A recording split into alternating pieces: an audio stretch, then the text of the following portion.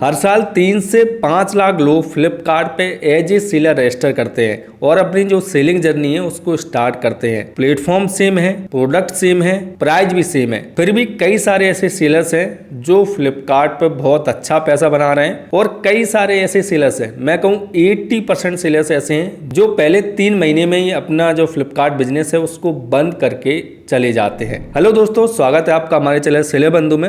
आज के इस वीडियो में मैं आपको बताऊंगा कुछ कॉमन ऐसी मिस्टेक्स जिसकी वजह से 80% से ज़्यादा जो फ्लिपकार्ट सेलर्स हैं वो अपनी फ्लिपकार्ट जर्नी को बंद कर देते हैं पहले 3 मंथ में, और वो गलती यदि आप भी करेंगे तो आपको भी अपना फ्लिपकार्ट का जो बिजनेस है उसको बंद करना पड़ेगा। तो ये जो वीडियो है वो आपके लिए बहुत ज़्यादा इंपॉर्टेंट होने वाली है, क्योंकि यदि आपको एक कॉमन मिस्टेक्स के बारे में नहीं पता है तो आप कभी भी फ्लिपकार्ट पर ग्रो नहीं कर पाएंगे और कल के दिन आपको भी अपना जो फ्लिपकार्ट बिजनेस है उसको बंद करना पड़ सकता है। इस वीडियो को पूरा ध्यान से देखना, पूरा एंड तक देखना, और चैनल पे पहली बार आए हो तो चैनल को सब्सक्राइब जरूर कर देना।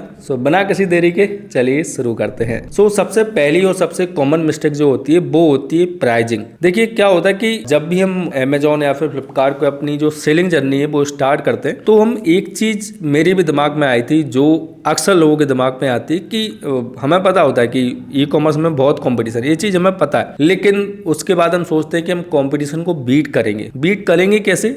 हम प्राइस कम करके सेल करेंगे। मोस्ट ऑफ जो सेलर्स हैं वो यही करते हैं, अपने प्रोडक्ट को जब वो लॉन्च करते हैं फ्लिपकार्ट पे या फिर अमेजोन पे सेलिंग अपनी स्टार्ट करते हैं तो अपने जो प्रोडक्ट की प्राइस है वो कम रखते हैं ताकि वो कंपटीशन को बीट कर पाए। प्राइसिंग बहुत ही छोटा फैक्टर होता है अपने कंपटीशन को बीट करने के लिए, जो कि अक्सर सेलर करते हैं। अक्सर सेलर गलती यही करते हैं कि वो ट्राई करते हैं कि वो अपने जो प्रोडक्ट्स हैं उनको कम से कम प्राइस में सेल करें ताकि उन्हें ज़्यादा से ज़्यादा ऑर्डर्स आए, बट ऐसा नहीं होता है। गलत प्राइसिंग सेट करने की वजह से आपके जो प्रॉफिट है वो बहुत कम हो जाते हैं या फिर आपको पता ही नहीं चलता है और आप कितना ज़्यादा लॉस अपने फ्लिपकार्ट बिजनेस में कर लेते हैं। और आपको 2-3 महीने जब निकल जाते हैं और जब आपको लगता है कि कुछ पैसा ही नहीं आ रहा है और मैं लगाता जा रहा हूँ लेकिन रिटर्न कुछ भी नहीं मिल रहा है, उसके बाद आप फ्रस्ट्रेट होकर अपना जो फ्लिपकार्ट बिजनेस है वो बंद कर देते हैं। तो ऑलवेज आपको ध्यान रखना है कि आपको अपनी जो प्राइसिंग है उसको कॉम्पिटिटिव रखना है, लेकिन लोएस्ट कभी मत रखना। हाईएस्ट नहीं रख सकते तो ठीक है, लेकिन आपको कभी भी लोएस्ट प्राइस पे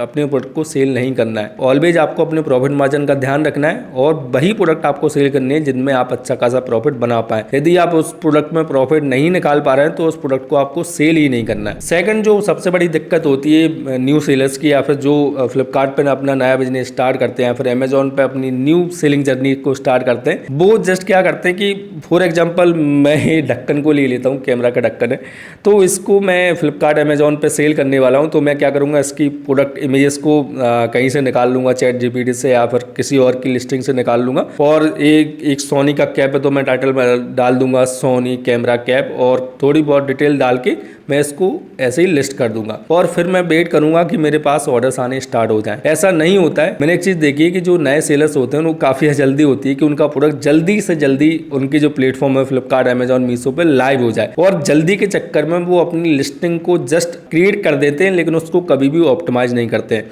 और जब तक आपकी लिस्टिंग जो है वो ऑप्टिमाइज नहीं होगी, उसमें अच्छी इमेजेस नहीं होंगी, उसमें कीवर्ड्स नहीं होंगे, उस पर कभी भी आपको ऑर्डर्स नहीं आएंगे। चाहे आप एडवर्टीजमेंट चला लो, चाहे आप उस पर प्रमोशन चला लो, आपको ऑर्डर्स नहीं आएंगे। तो आपको ऑलवेज ध्यान रखना है कि आप जो भी प्रोडक्ट कॉमर्स में सेल कर रहे हैं उनकी लिस्टिंग्स को आपको ऑप्टिमाइज करके रखना है। यदि आपकी लिस्टिंग ऑप्टिमाइज नहीं है तो कभी भी आप इसमें पैसा नहीं बना पाएंगे। तीसरी और सबसे कॉमन मिस्टेक जो न्यू ई कॉमर्स सेलर करते हैं वो अपने रिटर्न्स को कभी ऑप्टिमाइज नहीं करते हैं। ऑप्टिमाइज वर्ड एक थोड़ा भारी वर्ड लग रहा है और काफ़ी कॉम्प्लिकेटेड लग रहा है, लेकिन ऑप्टिमाइजेशन का मतलब सिंपल ये है कि जब भी आपको कस्टमर रिटर्न आ रहा है तो आपको ये चीज़ जरूर चेकआउट करनी है कि कस्टमर ने क्यों रिटर्न किया। आप फ्लिपकार्ट हो, चाहे अमेजन हो, चाहे मीशो, हर एक कस्टमर रिटर्न का आप डेटा देख सकते हैं कि कस्टमर ने क्या लिख के या फिर कौन सा ऑप्शन सेलेक्ट करके आपके प्रोडक्ट को रिटर्न किया है। कहीं आपके प्रोडक्ट की क्वालिटी उसको पसंद नहीं आई है या फिर वो प्रोडक्ट उसको डैमेज मिला है, किस रीजन से कस्टमर ने आपके प्रोडक्ट को रिटर्न किया है वो हम कभी देखते ही नहीं है। और उसके बाद क्या होता है कि जब हमारे प्रोडक्ट पर ज़्यादा रिटर्न्स आते हैं तो उसकी वजह से हमारी जो रैंकिंग है वो कम होती है और एट द एंड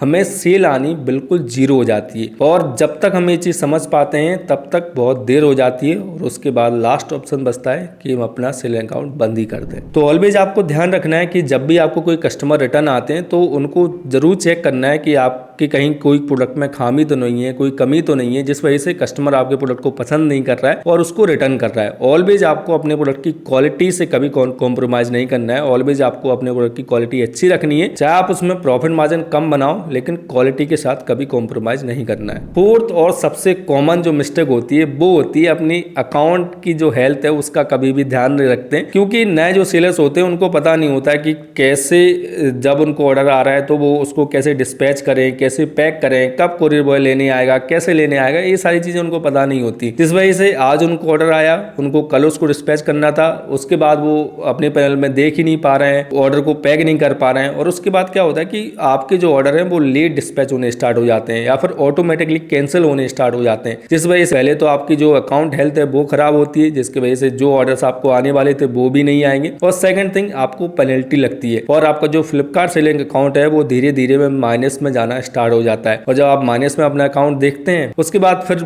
मन नहीं लगता है कि आप फ्लिपकार्ट पे बहुत ज्यादा सेल करें, और जिस वजह से आप अपनी जो सेलिंग जर्नी है वो बंद कर देते हैं। सो ये कुछ कॉमन मिस्टेक्स हैं जिसके वजह से मोस्ट ऑफ जो सेलर्स हैं वो ई कॉमर्स में अपना जो बिजनेस है वो शुरू करने के बाद ही बंद कर देते हैं। तो ये सारी गलती आपको नहीं करना है, इन सभी चीजों का आपको ध्यान रखना है। यदि आपको ये वीडियो पसंद आई है और आपको लगा है कि इस वीडियो से मुझे कुछ नॉलेज मिली है तो इस चैनल को सब्सक्राइब जरूर कर दीजिएगा। कोई भी सवाल, कोई भी कंफ्यूजन होता है मुझे कमेंट कर सकते हैं। सो मिलते हैं अगली वीडियो में। Keep selling, stay awesome.